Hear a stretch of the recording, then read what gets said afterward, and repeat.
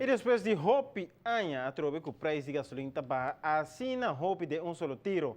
Assim na mês, ainda não alcança o recorde de ano 2009, sim, pero o tempo que nós estava a pagar apenas 141 cent per litro. Está correto o tempo aí? Ai. Pero o ministro Mike de Mesa anunciasse que a surgir cambio de preço de produto não petrolero entrante amanhã, geração 12 de novembro de 2014, preço de gasolina, diesel e querosene está conhecendo uma redução drástica. O gasolina unleaded premium lo baja e lo vira 201.9 cent per litro, um rebaixo de 20.9 cent. Diesel está vira 184.5 cent per litro, um rebaixo de 10.9 cent. E querosene lo vira 175.5 cent per litro, um rebaixo de 13.4 cent. Uma redução de 20.9 cent per litro, maneira que lo entra em vigor amanhã geração, é um descende mais grande do último ano.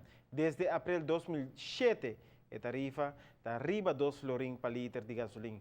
A baja na final de 2008, pero a subir na ano 2011 e nunca mais a baja para de 2 florin per litro.